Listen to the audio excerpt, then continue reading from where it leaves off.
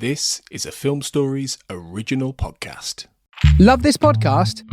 Support this show through the Acast supporter feature. It's up to you how much you give, and there's no regular commitment. Just hit the link in the show description to support now.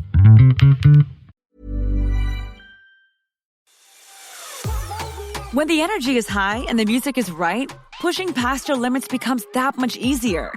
Take a reggaeton run or strength class on the Peloton tread, and you'll quickly see why these are the workouts you've been searching for. Every day brings new challenges from expert coaches who train and speak the same language as you do.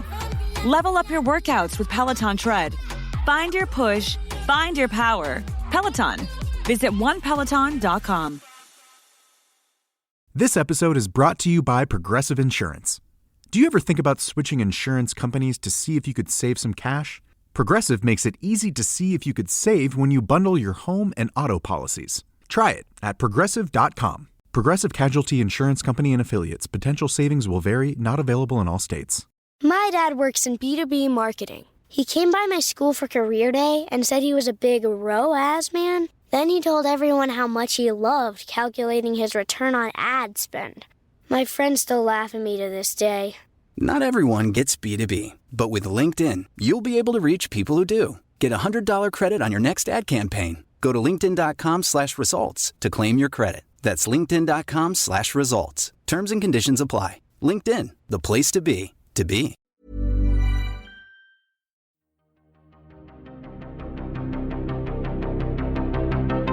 This is Writers on Film, the only podcast dedicated to books on cinema.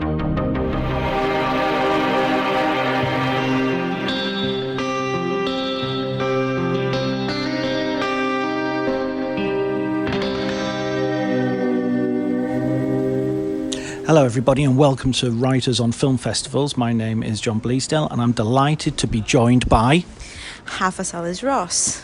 Hafa is a writer for lots of different places, including Variety, Letterboxd, all over the shop really, freelancer much like myself, and we've met at several festivals, so I'm delighted to get her take on Karlovy Vary. This is a festival that takes place in the Czech Republic, at the historical spa town that inspired Wes Anderson film Grand Budapest Hotel. This is your first time at the festival, only my second. What do you make of the festival, Hafa? First of all, this is the nicest you've ever been to me. Thank you, that's lovely. But yeah, broadcast friendly. Yes. I always wanted to come to Karlovy Vary. I always thought that was a beautiful city and the program was a really exciting discovery opportunity during the summer festivals, and I was really glad that the opportunity presented itself. And I think it's a beautiful city. I think it's incredibly friendly to audiences. I don't think I've seen that many young people, cinephiles, trying to take chances on films in many years really, and really reminded me of the beginning of my own festival obsession and cinephilia, so it's been a lovely time. Yeah, I totally agree. There is something about the audience participation in this festival which is really special.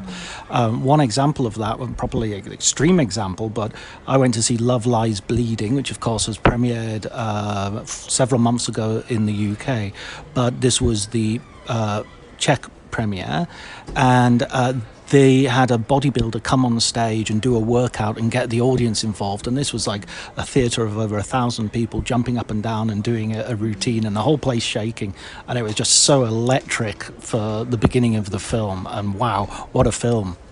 Yeah, I think these are the things that a lot of the times when we're doing festivals as journalists and just going to those fairly sanitized press screenings, you really miss that contact with the audience and the excitement of seeing something that you've been waiting to see. And Love Lies Bleeding is a perfect example. I saw it at the Berlinale and it was just an injection of adrenaline. It's such a fun film, and this is the perfect way to introduce it. Yeah, Kristen Stewart is a gym manager who falls in love with a bodybuilder. What's the name of the actress of the bodybuilder? Katie O'Brien. And this is a second film by Rose Glass. And personally, for my money, I thought this was superior to her Saint Maud, which I liked. This is interesting. I think there are such different films, and I just remembered the experience of seeing Saint Maud so vividly at the LFF premiere a few years ago. And I think Rose Glass is just a really exciting new talent, someone who's just playful with the form and who has a really interesting eye for imagery. And I think those are two very different films, but very well-realized takes on femininity in a sense, and the female body. And it's such a hoot of a film. I really enjoyed it. Yeah, and it sort of blends a lot of different genres. There's film noir in there, a little bit of Blood Simple, that sort of desert noir that you have from John Dahl. And then you have like a surrealist sort of science fiction element to it at certain stages. And it really I read some reviews which were saying, it goes a bit off the rails, but that's exactly where you want this type of film to go. I think certain films have the danger of taking themselves too seriously in a way that they are overthinking the sort of structure narrative and when they're going to dip into genre and when to do that in terms of beats. And with Love Lies Bleeding, it is unpredictable and fun and quite free in the sense that it plays with what you're just saying, these notions of pulp and genre and noir. And I think Kristen Stewart is such an interesting performer. I think it's the kind of role that really showcases her awkwardness, almost the way that she occupies a frame and she kind of reduces herself to a certain space, and here is really interesting. And then you have obviously Katie O'Brien, who is gorgeous, just this beautiful, powerful woman on screen. And I had a lot of fun with it. And Ed Harris, an incredible wig. That's his wig. He brought that wig to the set. He wanted to wear that. When I learned that, I was already in before the film even started. He's great. There is some amazing hair don'ts in this film. Ed Harris's own, and Dave Franco has sort of a rat tail mullet, which is enough for you to think, that's a red shirt in Star Trek, that fatality is going to happen sometime soon. That's not a spoiler. That's absolutely it. Let's talk about some films that have shown here as world premieres. I think a film that we both watched and we both enjoyed was a Norwegian film, Lovable, by Laila Ingolfsdottir. I think it's Lilja Ingolfsdottir, but we are probably going to be butchering some European names. Apologies in advance. I think you were closer. I think you win that. What did you make of this film? It's really interesting because after The Worst Person in the World done so well in Cannes a few years ago, there has been this sort of new wave of Norwegian cinema that is tapping onto the success of that film. And this is by the same producers, and it's also about the idea of a female coming of age that comes later in life and is triggered by the demise of a relationship to a creative person. So there's a lot of the same beats there, but at the same time it's doing something completely different in terms of investigating the apex, the moment of a divorce. And I thought it was anxiety inducing in a very accomplished way. I was so uncomfortable the entire time. The conversations that we've been having on the ground with other critics have been this film has made me think what would be like in my relationship if things were happening. And for a feature debut, I think to put the audience in that space, in that headspace, is a real accomplishment, really. Yeah, I think this film was amazingly assured for a debut. Apparently she'd been working on it for about 6 years, and in a sense you can sort of tell at the level of maturity, because it doesn't feel like a debut. It feels like a film of a filmmaker who's emerged fully formed. I agree, it does have some sort of superficial similarities to The Worst Person in the World, but this is a much sort of darker piece of work. I think the humour is there, but it's not it's not the point of the film. Kind of almost strikes me as a little bit Bergman-esque, just in the way it's approaching its topic. It's sort of analysis of relationships in a way that makes you shift your perspective and your judgment of the characters. It reminds me of Scenes of a Marriage in that sense. But I was really into it, and I think that Norwegian cinema, as you say, it's having something of a resurgence, and it's good to see. I'm here for it. Yeah, obviously I think Bergman is the entry point whenever we hear of divorce cinema, but I always had a sort of distance in these films in terms of the aftermath. To me wasn't as interesting as the eruption point, I think, and I was always quite curious. And I think the biggest accomplishment to me about Lovable is that it plays with this understanding of perspective and of rereading or even reimagining narratives in your head in ways that serve your own agenda and the things that you want to feel, instead of investigating the things that make you uncomfortable. And I think she did this in an imagetic way that is really clever, and that instigates this reflection that is really hard to do through script only. And I think it's interesting, and she spends a good hour just prodding at the moment of implosion in a way that, to me, is a really clever choice, instead of just trying to understand the aftermath and how to get out of the situation and the things that come after. Because everyone who has gone through a breakup is very aware of the desperation that hits you in that moment, in those minutes that feel like 6 months and you just don't see a way out. And that's a very relatable human emotion that I think in filmmaking is clever for you to tap into. Yeah, absolutely. That sort of ignition point that sets the fuse for the destruction of the relationship in the end. Another film that we both saw that I think we were both very impressed by was Windless, which is I'll sort of give a synopsis of sorts, although the story itself is fairly slight. It's a man who's very tattooed, who goes back home because they are moving, they're redeveloping the area where his family's apartment is, and he's basically, the apartment is empty after the death of his father. His mother's moved away, and he is preparing it for sort of, it's being bought and I presume demolished, and he's also moving the bodies in the graveyard, which is also making way for a development.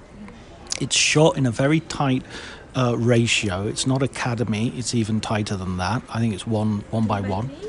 Or 3x3. Well, 1x1, there you go. And it's and it's basically him learning about his father and coming to terms with his own feelings about his father. And it's a fascinatingly unemotional drama in some ways, but it just looks so interesting. I just found this film really fascinating to look at. This is, I think, one of my favorite things about Karlovy Vary so far, because I had absolutely no idea what this film was about. I entered a press screening and it was like being smacked in the face in terms of composition. I think this is truly one of the most interesting, most beautiful, most compelling films I've seen all year of all the festivals. I think it is a film that at certain points I wanted to go into the projection booth and get them to stop at a certain frame so I could stay in it a little longer to understand the way that the framing was happening here. There's a lot of Catholic imagery, the way that lights create halos, and this juxtaposition of flame and earth, and even a dinner scene that looks like the Last Supper. And I think it's just a film by a director who really understands the power of imagery and the power of composition and cinematography, or even production design, even walls that, as the film goes by, are emptier, and then it creates room for other things to develop. You know, this juxtaposition between presence and absence. And oh my god, the supporting cast, these older Bulgarian men that are in the film for perhaps 3-4 minutes and just knock you out and just make you think of these lonely people inhabiting these spaces, and who have lived a life of conflict and of being void of food, of the basic sustenance of life, but also of presence and of companionship, of warmth, human warmth, and the lives that they have led. And it's just truly a striking film, and I hope there's a life for it after Karlovy Vary in terms of circulation and distribution, because it's a beautiful film to be watching in the cinema. Yeah, I think that's so true of what you just said about how these are characters who have been deprived of a lot of things. There's a beautiful line in it where someone's describing advice that his father gave another man, which was, you only ever kiss your children when they're asleep, because you don't want them to feel they're being kissed. So that way they grow up strong, and therein lies a heck of a lot of the troubles of these people. And it's just so. I think also one of the things that's interesting about Karlovy Vary is you get these films from the East, and you do get these films from Eastern Europe, Central Europe, that may not get as underlined as they do in other festivals, maybe marginalised a little bit rather than being in the main competition. So it's great to see these films in that presence. Speaking of which, another film that we both watched that I think we had maybe slightly different views of, but I very much liked, was called Tiny Lights, which I'm not sure where that came from. It's not Croatian. I think it might. It's Czech. So it's right from here. And here is this in a sense is a bit of a genre in itself. You mentioned Petite Maman before we started recording, Celine Sharma's film. Ponette is another example of this, where you basically see from the child's point of view, even sort of physically, the level of the camera is very much on the child. This film takes a leaf out of Son of Saul's book by pointing the camera very much at the subject, so you're not sort of seeing through her eyes so much as just watching her face all the way through the film as she reacts to things.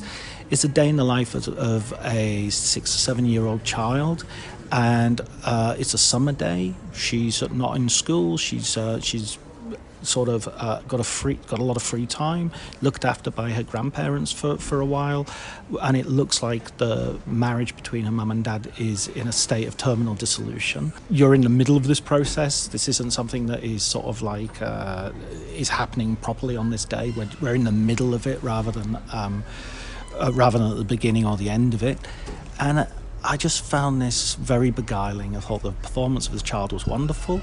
It looked beautiful. The only thing I would slightly have a criticism of is the filmmaker sort of insisted on putting these little sort of snippets of almost Super 8 frames of her as an adult in between some of these episodes, and that just felt unnecessary. Yeah, we get it. You are this person.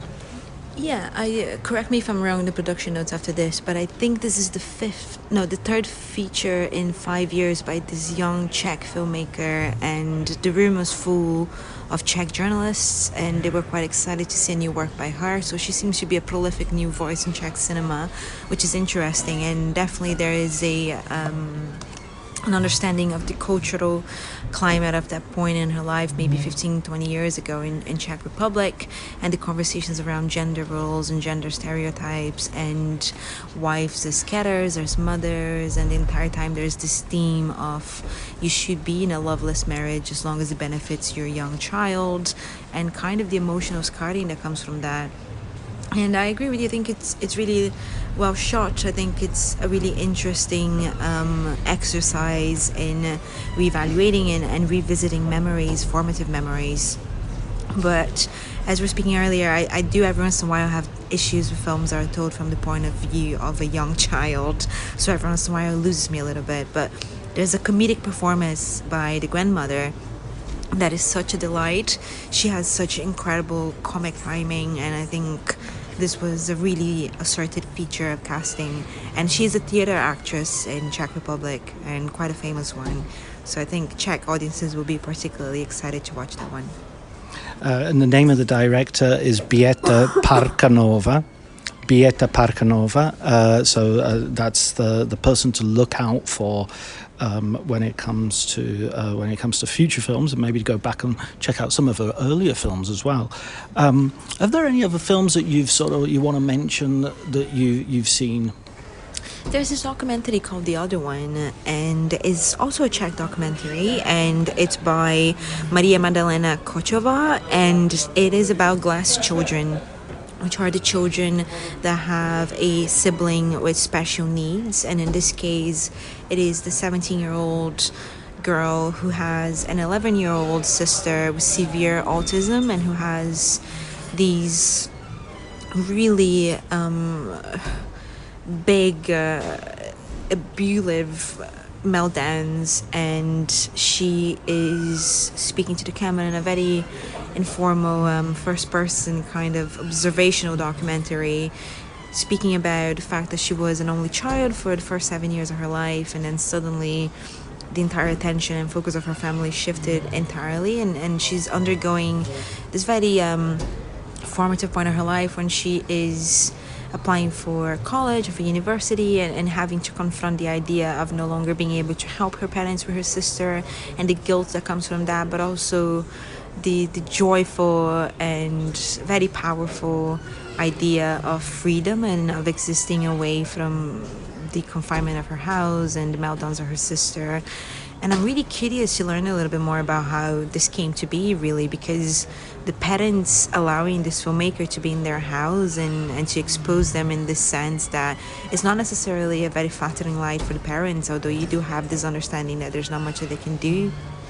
But it's a conversation that I find particularly interesting, and I think here is done without gawking and without this very complicated idea of voyeurism that can put children with disabilities in a spotlight that is not necessarily morally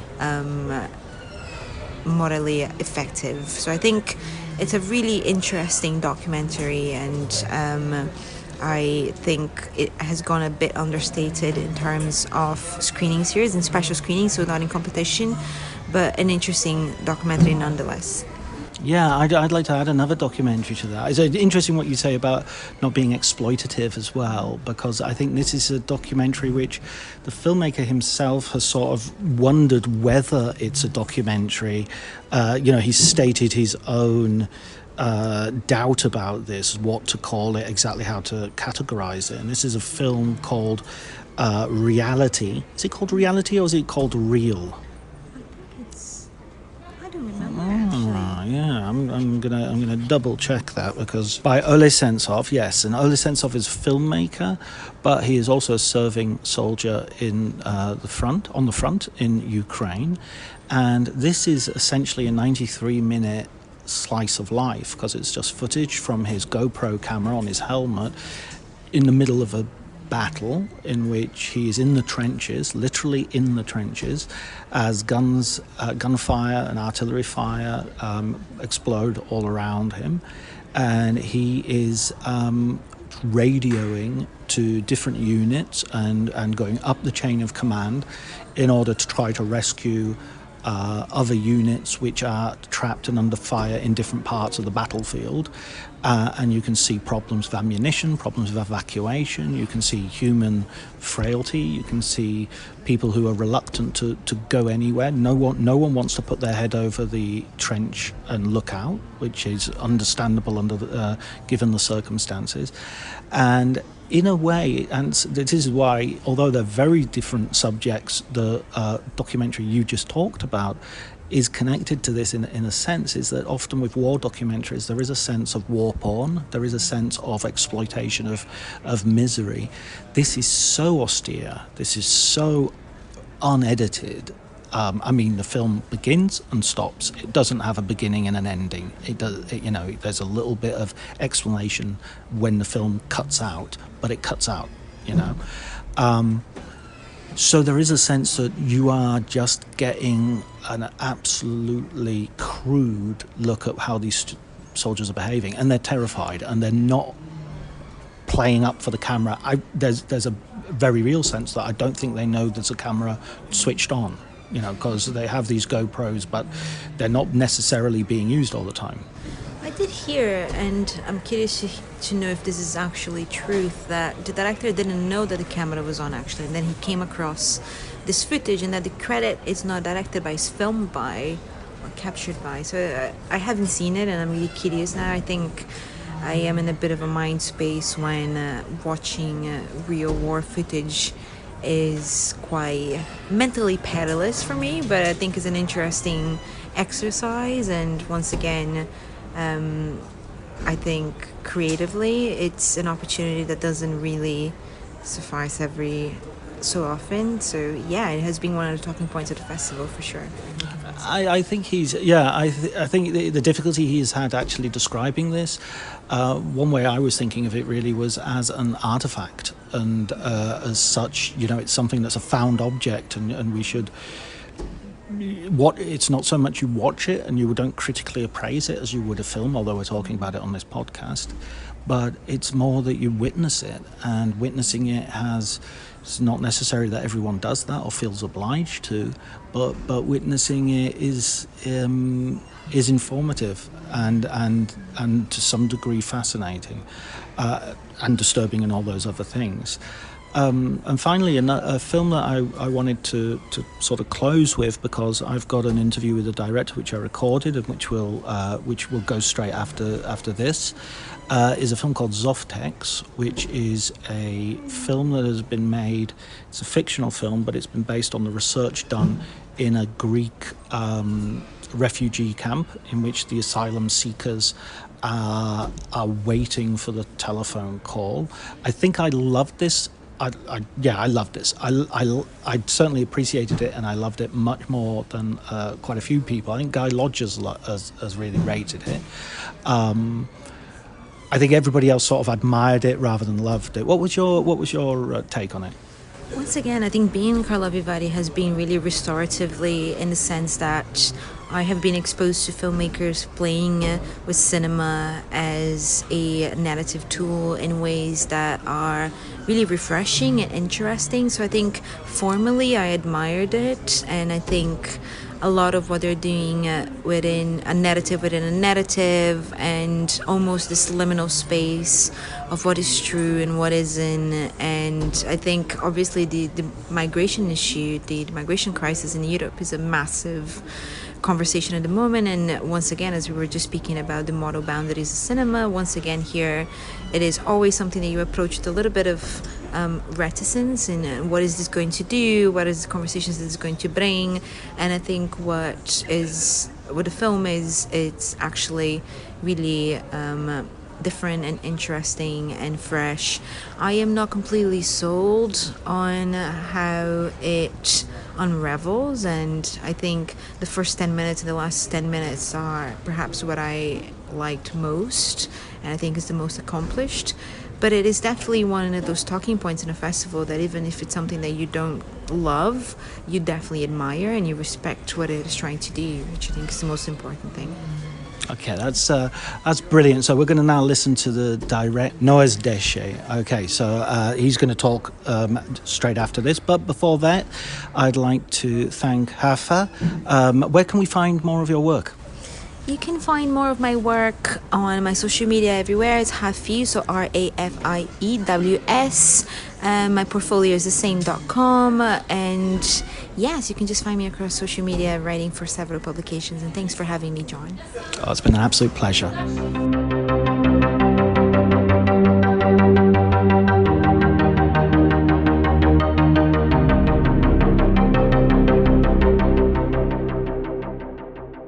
So the first thing I have to ask you is the pronunciation of the title of the film. Zoftex. Zoftex. Yeah. And this is an actual place? Yeah, well, I changed the name because it's an actual place. Right. And because also I wanted to be removed from and more into a parallel reality, because the actual place itself is a little bit purgatorial, not a little bit, a lot. In the conditions that it creates when you're there, because of the sets of circumstances that place specifically is. So Zoftex is a burnt out toilet paper factory that's in a wasteland north of Thessaloniki. It's a camp that, you know, there was Idomeni, which was a little bit like Calais on the border of Macedonia.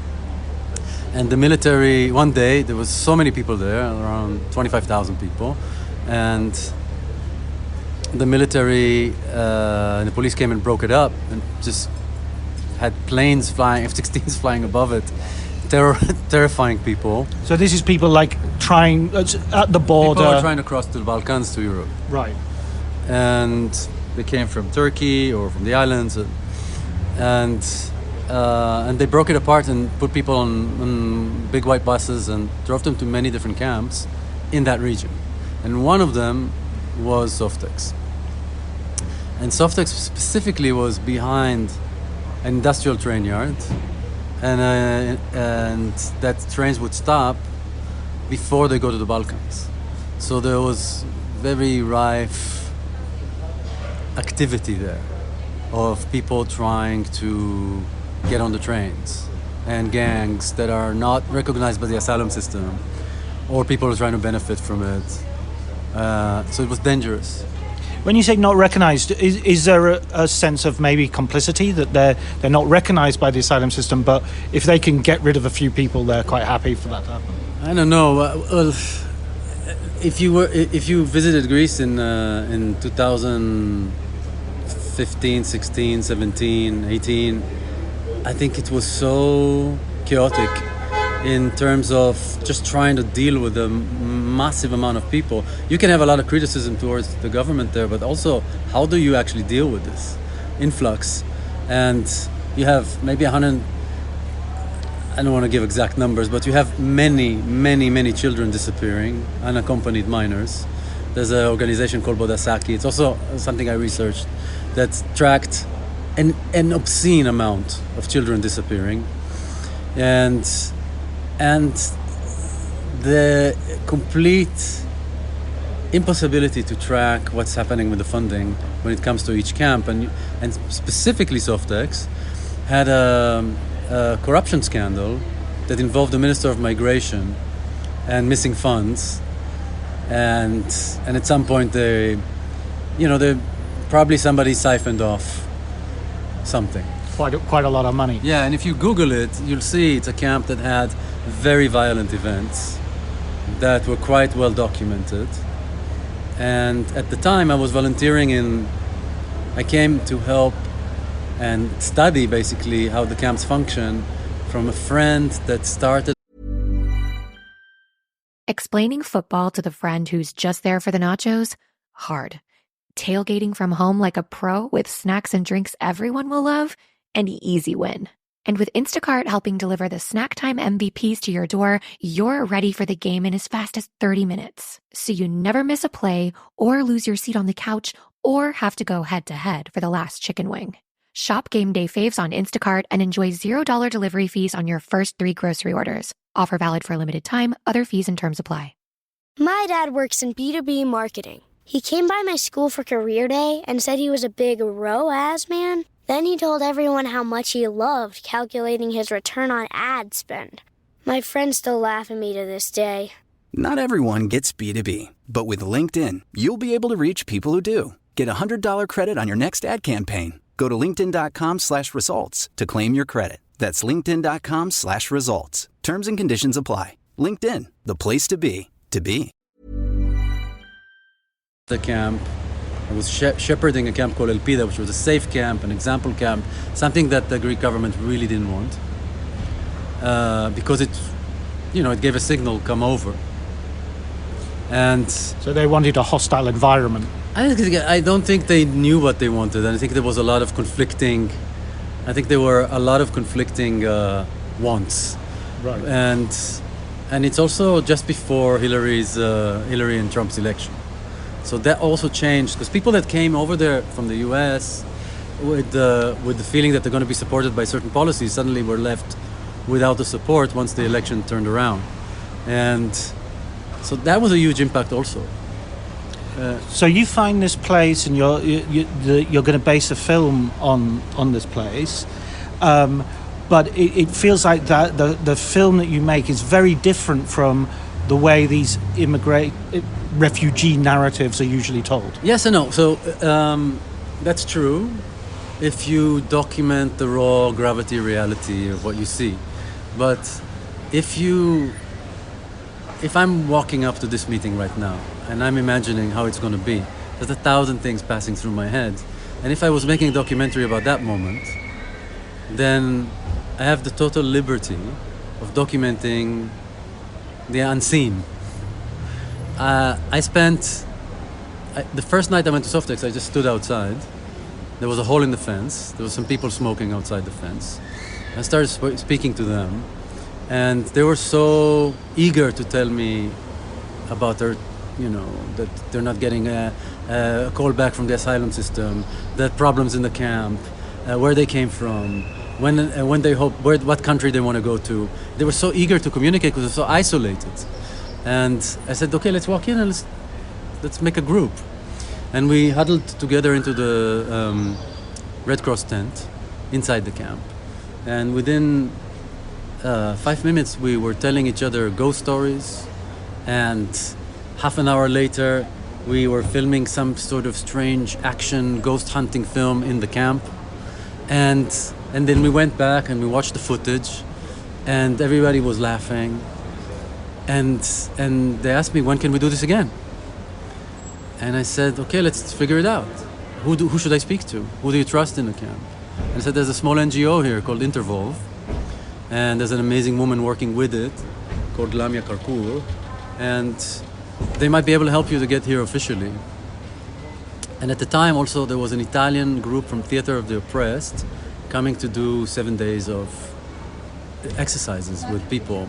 And I joined them together with a friend from Athens that came down to help me out. And we were so inspired by this whole effort. And Intervolve helped me get a badge. And suddenly I was coming to the camp a few times a week and spending time with people in their caravans and making a workshop. And we were filming. We did one exercise where we started from very simple exercises, like very simple drama games, like a little bit of it in the movie, like trust. Yeah, you see the trust exercise, yeah. The very simple ones. But then one night we said, okay, everybody makes a movie trailer and performs it as a play. Right. And so it was like 10-minute plays that people did. And suddenly from that, one group wanted to make a gangster film. The other group wanted to make a zombie movie. And everybody was making their movies. And then And these people don't necessarily have any experience, or were there actors? Not experience at all. Right. They were just like, this is something to do while you're going crazy, because all you do is sleep with your phone, waiting for a phone call from the asylum system, and you're in some sort of purgatorial no man's land that's dangerous, horrible. You're not being taken care of, and you're completely dehumanized. You're treated like garbage, and then suddenly, for I don't know, and not just us, but anything, just reminds you that this is not life. Yeah, you're a human being. That's one of the things that I was most impressed by in the film, was at the very beginning when they're joking and laughing, and you so rarely see humour and laughter. Even though these are miserable conditions, they're human conditions, and laughter is part of that, right? Yeah, but we all know that funerals sometimes are the funniest places too. Right. Yeah. And in the most horrible place, in the most difficult places, if you go to Ukraine, people deal with this with humor. There's no other way. And especially in a camp where you're all together. Then I met this group. Ali Abbas and Muhammad Abbas, his brother. Ali Abbas, who made Borders and... No. Ali Abbas is a young Palestinian kid, Syrian kid, and his brother. And it's funny because Muhammad Abbas is the name of Abu Mazen, the head of the Palestinian Authority. And so we don't want any confusion. Well, no confusion. And they were dreaming of going to Sweden. And they were convinced they're going to Sweden. They couldn't know. Which is the nice bit is that they did go to Sweden at the end. And I've been filming them throughout this process. I've documented this whole time. So there's a documentary, which is a sister film of this film, that's going to be ready at some point in the next 10 months. And it follows their process throughout the camp, all the way to Sweden, protests now. And so he wanted to they wanted to make satirical news, and they would show it in the camp. And we helped them out with editing it. And then once the workshop developed, and we tried the Hamlet scene, and they was like, we're making a zombie movie. Okay. And we started to kind of support it, but then the asylum system kicked in. There were riots in the camp, and eventually the camp was broken apart because and people were sent other places. I followed them, and I also followed the young Algerian guy that actually was sleeping in a broken train and I followed him to Marseille. So everything you see in the film is very closely related to events. And when you talk about how to document that, I don't know how to document it without the dream part of it. Right. And I mean, because there's science fiction in there, there's horror, there's comedy. I think if you show just the raw gravity reality of it, then you are at the risk of victimizing people and dehumanizing people, because you're not showing their aspirations, you're not showing how they're fantasizing, you're not showing that they're funny, you're not showing how talented or their potential, or I'm not sure you can. I think it's a more effective way to put you in a state of mind. And at least in this case, the experiment to bring you in a more intimate space is to drop a little bit that documentary reality and bring you into the documentary of the dream. Yeah, there's some remarkable shots as well, and there's shots that go through the refugee camp. Mm-hmm. How did you actually recreate the camp? Was that all done on us? We were very lucky that in Berlin we met a person who I think he used to be the head of the anti-terror unit of Germany, became the head of the housing of some administration of, I don't want to be incorrect, but he was in charge of all the refugee camps, housing, or I don't know exactly the detail. He was lovely. And we went to Tempelhof in Berlin, which was a massive camp. Yeah. And he said that there's a place that they were storing all the houses that are very similar to the ones they have in Greece, that they probably ship them to Greece sometimes. And we could actually reorganize that place and use it as a set. And we went there, and it was strikingly similar to Softex, and with some movie magic we could make it work. There was a train passing behind. There was a abandoned warehouse right next to it, with tents inside that we could put in tents inside and build a camp. So we could strike at the same sort of points where we create a similar environment. Yeah. What could you? I mean, we're talking right at a point where you have, like, Marie Le Pen has just won an enormous victory for the far right. You mean Russia's wet dream?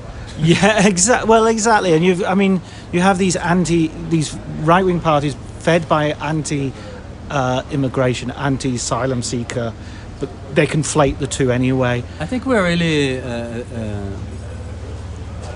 we are at a very dangerous point of not reading actual news, just being led by an algorithm that its main purpose is to create hate, and because it gets fed by your instant gratification mechanisms. And those instant gratification mechanisms are very easy to feed if you know what each person reacts to. So if a person wants ego gratification, that's what you're going to eat on your media diet. And if you want love in all its forms, that's what you're going to eat. And a lot of people want to hate. Yeah. Because they're angry. So they get fed more, and they get fed in a way that completely erodes the idea of complexity from narratives. And when you only consume headlines that fit your narrative, that justify something you can quote very quickly, you're the one that's being roboticized. And that's the most dangerous thing we're dealing with, that news comes from TikTok, that the only people delivering the news are comedians, that the other people delivering the news are full-blown actors with a narrative script, and the few journalists that we have are either prosecuted, demonized, or executed.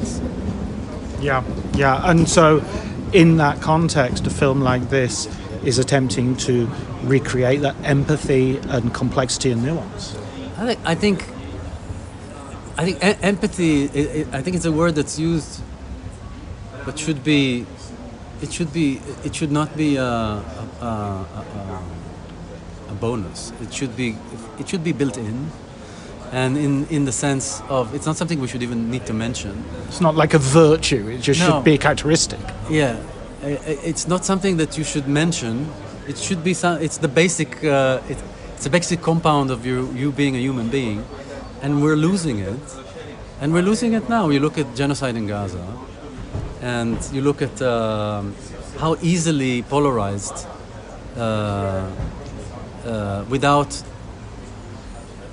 with very little openness for the complexity, or even narratives that push for solutions. Most of the narratives you have there push for extreme polarity, and there's rarely any media that's offering or focusing on solutions that are there, and or not highlighting it, because the benefit is to keep on selling carnage, and that creates more carnage. It feeds more carnage. When it comes to the future of how we're going to deal with the movement and displacement of people, which is not going to diminish in any real sense in the near future, do you see hope? You have to see hope, else what's you want to at my work, I see my work as something very simple. You get a flashlight, you go somewhere where you feel you need to point it at. Sometimes it's a camera, sometimes it's a piece of music. Whatever you can do, you should do with that flashlight. And in the best case, it's filmmaking. In the best case, it gets to be displayed in an amazing festival like here, and you get to work with collaborators like Babak, who's my co-writer, or the Khafiri brothers that I met in Berlin, and through them we found all these actors that are incredible, and all of them were asylum seekers at the time. And Abod, who's the lead actor, was living in a refugee camp in Berlin when we were filming. So we tried to keep it very close to the documentary. I know you have to... every small action that somebody does really counts. And I know it doesn't feel like it, but this is the balance we have. And you're not going to get any gift for it. I mean, we are definitely getting a gift here just by being here. But yes. But I'm saying it's not like you're going to feel the repercussions of doing something that you feel is right. But it is influencing, and you have to speak about the things that really bother you. You have to speak about Gaza, and you have to speak about what's happening in Palestine and in Israel and in Lebanon and in Syria right now that people are not talking about, and in Ukraine that suddenly is not so much in the news, and Sudan and Congo. This social movement that's happening, and it's beautiful to see what's happening, needs to be global. Yeah. We've got to defeat whataboutery by going, yes, exactly. What about all of this? Yeah. One of the people that I noticed in the credits as well was the American producer Bo Willimon. Yeah. Yeah. Bo, incredible writer, producer. Bo and I went into Ukraine pretty much on the second week of the war. And we teamed up also with Peter Versilov, he's the head of Vonya Group, and Media Zona, the Russian-speaking free press in Canada. And we spent the last 2 years in and out of Ukraine shooting a documentary together. Very intimate study of love, and we're editing it, and it's in the process. Excellent. So he got involved with this because he was adjacent. Also, I mean, we through his producing partner, we met before, and it's just he's a brilliant man, and they wanted to support the project. He came by when we were shooting. He's a big inspiration. Excellent. Well, listen, Noah, thanks so much for talking to me. Thank you very much. This is lovely.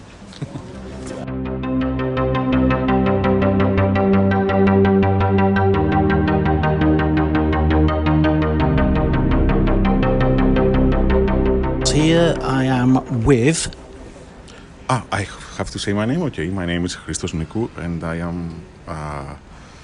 I'm trying to be a director. And I'm coming from Greece, and we try to make 2 films, Apples and Fingernails. And so Fingernails was distributed by Apple, and Apples was the name of your first film. Yeah, that's a coincidence. Are you sure? It sounds like there was some thinking going on.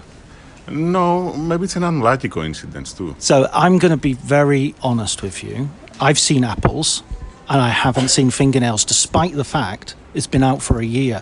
But I've heard from Hafa that it is an excellent film.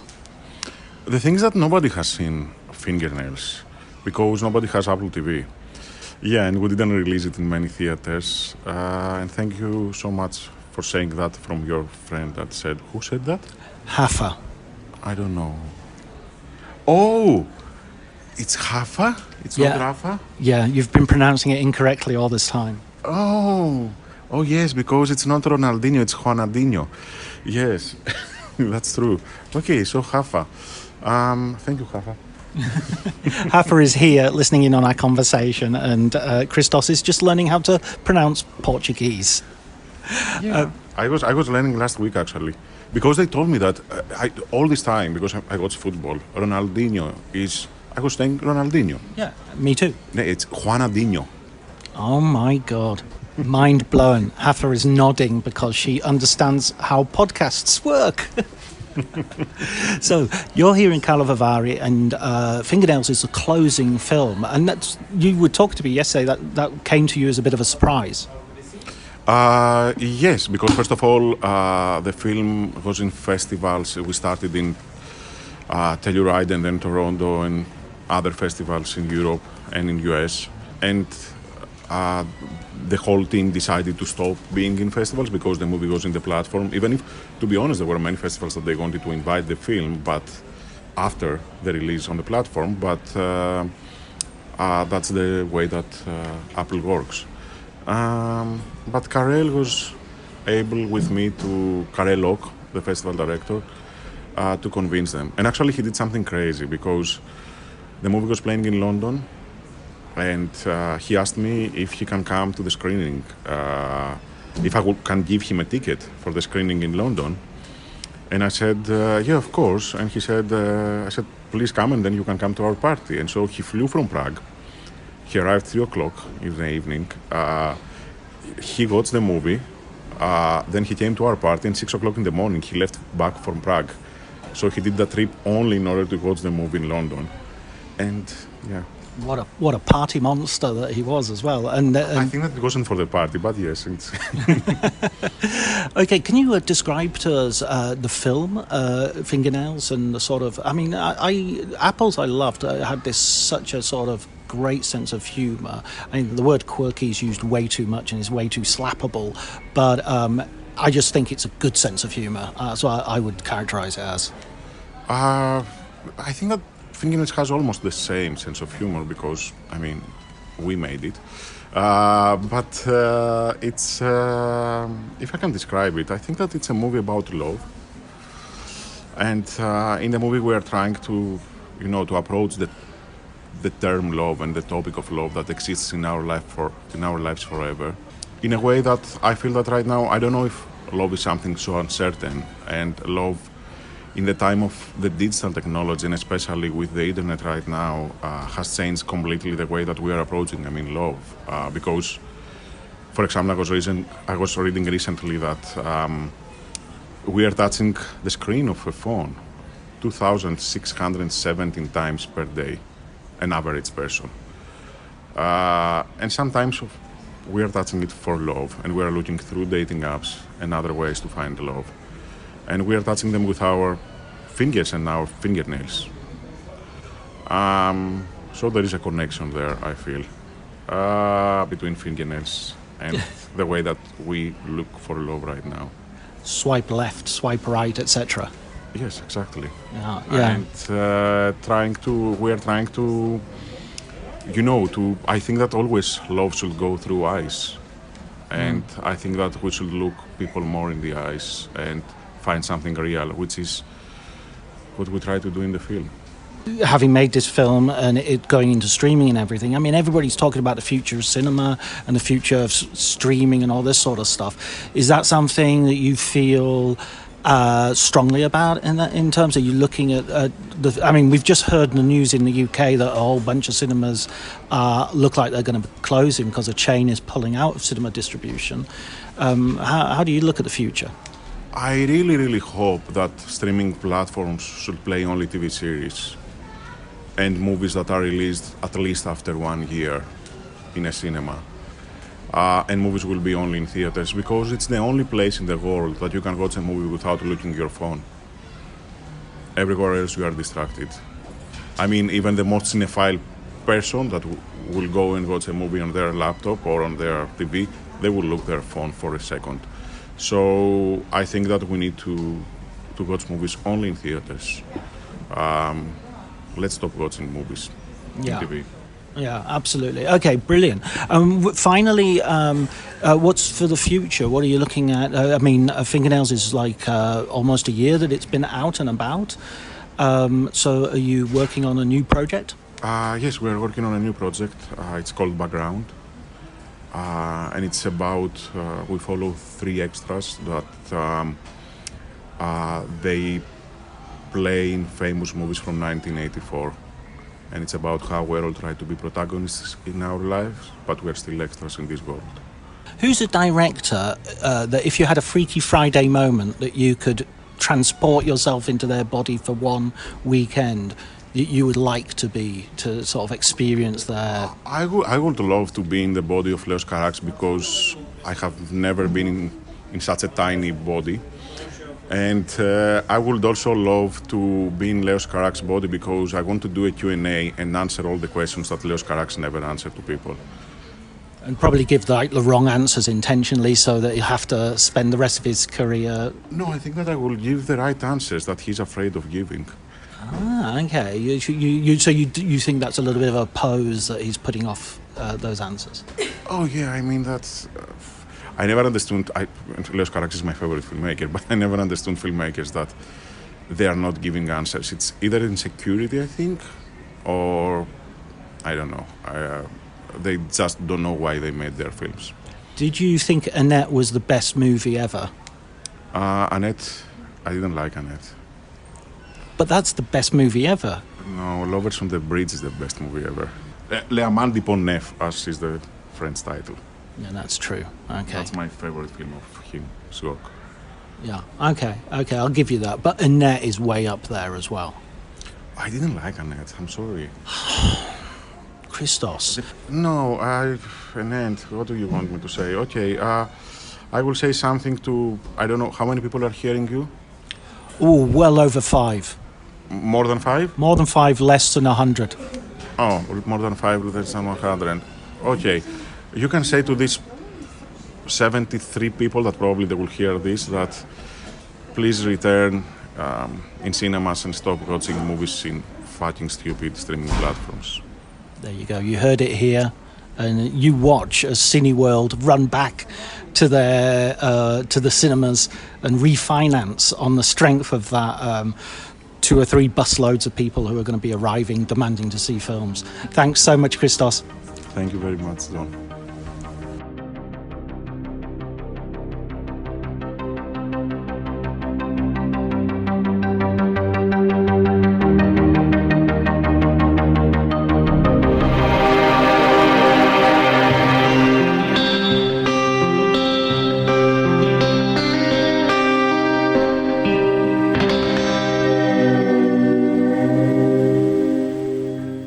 Story about Jonathan Glazer. Go ahead. Can I say it? Sure. Okay, so... Why would you ask me? The story is the following. Christian Petzold arrives... Oh, I know that story, so I'm going to go pee. It's a great story. Arrives in 2012, I think it's 2012, in New York.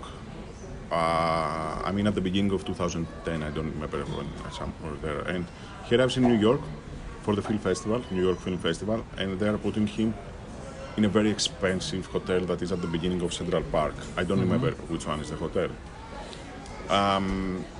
And he stays there, he goes for breakfast, and as he goes for breakfast, he's seeing that on the next table is Abbas Kiarostami. Oh, wow, yeah. And he says, hi, Abbas. They're saying hi to each other. They don't know each other very well, but they just nod to each other. And then they order, both of them, for breakfast. And he ordered, I don't know, scrambled eggs, a toast, an orange juice, a coffee. And after 20 minutes, a waiter comes to him and another waiter goes to Abbas Kiarostami and says, $150. And they're both like,